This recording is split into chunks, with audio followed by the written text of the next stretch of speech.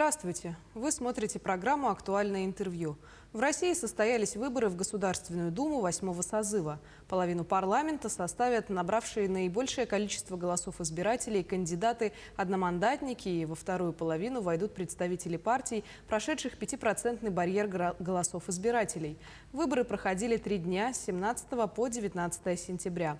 Об итогах голосования в нашем регионе мы сегодня поговорим с нашим гостем Евгением Федоровым.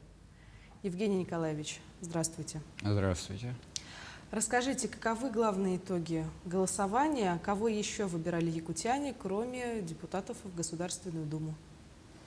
Безусловно, главный итог единого дня голосования – это выборы депутатов в Государственную Думу на территории нашей республики состоялись. Результаты голосования признаны действительными. И есть победители данной избирательного марафона. По одномандатному избирательному округу избран депутатом Государственной Думы Петр Ивольдович Амосов, выдвинутый Коммунистической партией Российской Федерации. И также подведены итоги по федеральному округу, где разница между двумя лидерами гонки исчислялись чуть меньше 2%, и впереди у нас в республике оказалась Коммунистическая партия Российской Федерации, за которого отдали 35 и 15% избирателей, принявших участие в голосовании. На втором месте «Единая Россия» с 33%, чуть более. И на третьем месте неожиданно у нас оказалась партия «Новые люди», которые для нас достаточно близки, потому что Сардана Владимировна Авсентьева, наш бывший мэр города Якутска, в числе лидеров, и она оттеснила двух наших опытнейших, две наши партии, это ЛДПР и «Справедливая Россия». Но также параллельно прошли выборы, у нас дополнительные выборы прошли по двум нашим избирательным округам: парламент нашей республики, Государственное собрание Илтумен по Колымо-Индигирскому, и по университетскому избирательному округу, соответственно, избраны выдвиженцы партии «Единая Россия» Афанасьев Сахамин Миланович по Колымо-Индигирскому, и по университетскому ректор Северо-Восточного федерального университета Анатолий Николаевич Николаев. Также избраны две главы района, это Жиганский и Булунский районы, и 35 еще глав муниципальных наследов нашей республики. И 276 в принципе целом депутатских мандатов замещено. Масштабная избирательная кампания у нас прошла в республике. Но ведь кампания действительно была достаточно масштабной. А каков процент явки составил на этих трехдневных выборах? В этом году в целом стране отмечается повышенный интерес избирателей. Об этом анализируют, об этом говорят. И республика то же самое. Мы фиксируем повышение явки на 3%, чем было в 2016 году на предпоследних выборах депутатов Государственной Думы. Тогда у нас процент участия был чуть больше 48%.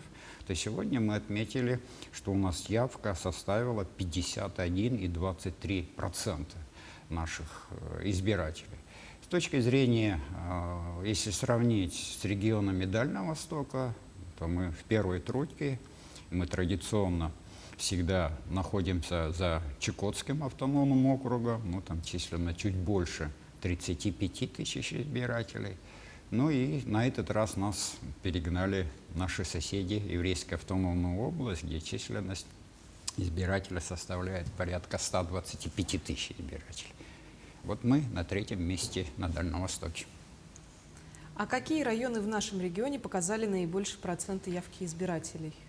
Необходимо отметить, что в 7 районах мы отметили явку больше 60%.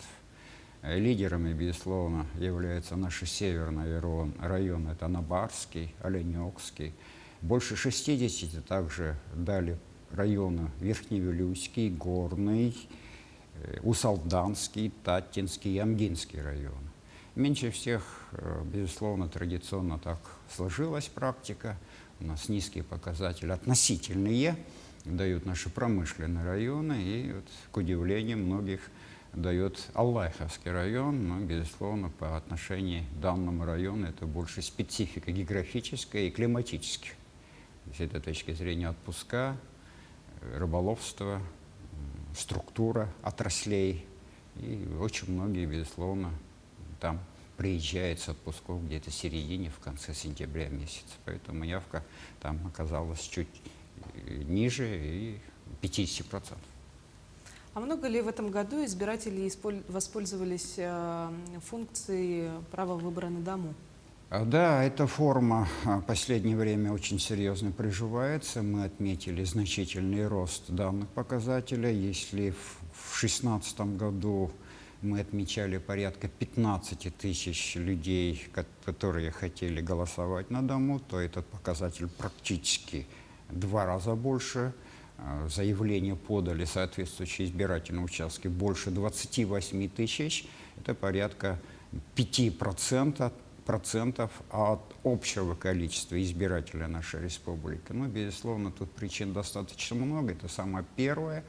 Внесены изменения в законодательство действующее, расширяющие причины уважительности, по которым можно проголосовать членов участковой комиссии для того, чтобы голосовать на дому. Ну и, безусловно, самая основная тема, о чем мы понимаем и говорим, это условия борьбы с коронавирусом, когда очень многие избиратели приглашали именно с учетом этой позиции людей к себе. Тем более мы организовывали голосование бесконтактным образом. Одно из еще нововведений была такая услуга, которая называлась «Мобильный избиратель». И заключалась она в том, что если избиратель находится вдали от дома, то он может проголосовать, находясь в другом населенном пункте. Вот сколько якутян приняли участие на выборах именно в такой форме? Да, в действительности вот эта норма, она вошла в практику в 2017 году. И в 2018 году впервые на федеральных выборах, на выборах президента Российской Федерации была опробована на территории нашей республики. Тогда воспользовались данным моментом больше 60 тысяч избирателей. Почти 10% избирателей нашей республики. Ныне этот показатель чуть ниже, он порядка 45%. И с этой точки зрения наших избирателей 3 формами подхода использовались данными услугами. Это можно было бы обращаться непосредственно в участковые комиссии территориальные, можно было в офисы МФЦ и услугами портала госуслуг. С этой точки зрения мы анализировали 90% наших всех избирателей, которые пользовались, это жители нашей республики. Они у себя в республике и голосовали. Где-то порядка 10% это те люди, которые голосовали в других субъектах, очень знакомых для наших якутян. Если взять по карте России: Приморье, Амур, Новосибирск, Краснодар, Санкт-Петербург, Москва, Московская область. В основном, где проживают или выезжают на отпуска, или в отпуска, или, в принципе, зимовать наши земляки. С другой стороны, мы впервые отметили о том, что 29 наших якутян воспользовались данным методом голосования, и они голосовали за рубежом. Какие-то нарушения были зафиксированы в ходе голосования? Потому что, когда состоялась пресс-конференция 20 сентября по предварительным итогам выборов, вы сообщили, что представители партий в отдельных участковых избирательных комиссиях «Единая Россия» и «Справедливая Россия» подавали заявления о несогласии с итогами подсчета голосов избирателей. Каково было решение Центризбиркома? Это столкновение политических убеждений, интересов, взглядов, состязающихся, безусловно, и политических партий, и кандидатов. С этой точки зрения споры, отстаивание точки зрения, поиск конкретных своих ошибок или побед, безусловно, он всегда бывает, и любая избирательная кампания, любой избирательной кампании присущи вот такие подходы, обращения, жалобы. С этой точки зрения было достаточно много обращений. Мы в течение 3 дней работы зафиксировали 9 вот таких обращений. на которых оперативно были высказаны с точки зрения избирательной комиссии, и они были сняты. Необходимо здесь отметить, что очень большая бригада наблюдателей работала, в течение 3 дней работало порядка больше 10 тысяч наблюдателей за деятельностью наших избирательных комиссий, плюс еще 256 членов участковых избирательных комиссий с правом совещательного голоса.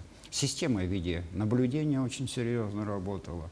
Ну и в самом заключительном этапе, когда мы уже практически закрыли избирательный участок в 8 вечера, когда уже пошли первые результаты, да, в действительности обращение было 2 политических партий.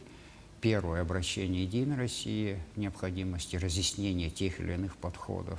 Мы сразу в течение ночи эти вопросы отрегулировали на уровне территориальной избирательной комиссии Якутской, и они были сняты. И партия «Единая Россия» отозвала собственное же заявление. На следующее утро, 6:30 утра, к нам подошли представители партии «Справедливая Россия» и подали жалобу о том, что в отдельных избирательных участках были выявлены якобы нарушения, которые каким-то образом влияют на итоги выборов. После этого данное заявление было еще углублено, еще подошло в течение того же дня, в понедельник вечером. Мы, когда уже начали рассматривать на уровне территориальных наших комиссий, это было 15 территориальных наших комиссий, когда начали отказывать и доказывать необоснованность данных жалоб, «Справедливая Россия», соглашившись, приняла решение об отзыве собственных заявлений, ранее поданных. Хотел бы отметить, что саму избирательную комиссию, Центральной избирательной комиссии Республики Саха-Якутия, не было ни одной жалобы в течение всех этих дней. Вся система и все цифры, о чем я говорил, безусловно, это подтверждает чистоту, прозрачность и честность той избирательной кампании, того избирательного процесса, который был организован нашими участковыми избирательными комиссиями в течение этих 3 дней голосования. Безусловно, сама наша избирательная система страны, безусловно, очень демократична, одна из демократичных, открытых в мире, и она еще раз доказала то, что в пределах нашей страны, в частности, я отвечаю за нашу республику, я хотел бы сказать, что в принципе вся работа избирательных комиссий, а там работает порядка 6,5 тысяч наших общественников, они были ориентированы на честные, на прозрачные, открытые выборы. И таким образом я считаю, что мы в целом достигли того, чему шли, именно легитимности прошедших выборов. Скажите, а вот распространение коронавирусной инфекции, скорее всего, также повлияло на избирательную кампанию. Какие меры по недопущению и распространению COVID-19 были предприняты на участках? В самом первоначальном этапе подготовки к выборам, осенним, было еще летом принято решение, что мы должны будем проводить 3-дневное голосование. Это, безусловно, очень серьезно повлияло на потоки людей, во-первых. Во-вторых, мы очень серьезно работали, именно, вот как правильно говорите, по организации безопасности здоровья наших избирателей в первую очередь. Ну и в-третьих, безусловно, мы максимально работали по обеспечению средствами индивидуальной защиты на избирательных участках наших избирателей. Это начиная от термометрии при входе и заканчивая использованием одноразовой ручки при работе с бюллетенями.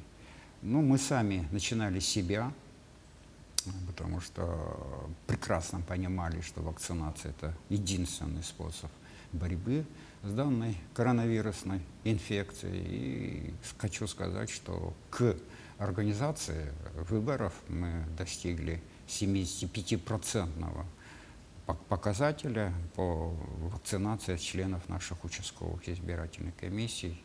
То есть из этих 6,5 тысяч львиная доля и получили вакцины. И плюс еще 10% те люди, которые имели заболеваемость в недавнем времени, определенный метод по состоянию здоровья. Практически мы, достигнув коллективного иммунитета 85%, приступили к организации голосования. С этой точки зрения я обращаюсь ко всем избирателям, якутянам, которые, в принципе, не смогли подойти в этот день к избирательным участкам. У нас была максимальная безопасность на избирательных участках. Благодарю вас, Евгений Николаевич, за такую актуальную беседу. Возможно, каждый для себя после просмотра этого интервью сделает необходимые выводы. Спасибо. Спасибо. Напомню, вы смотрели программу «Актуальное интервью». Берегите себя. До встречи.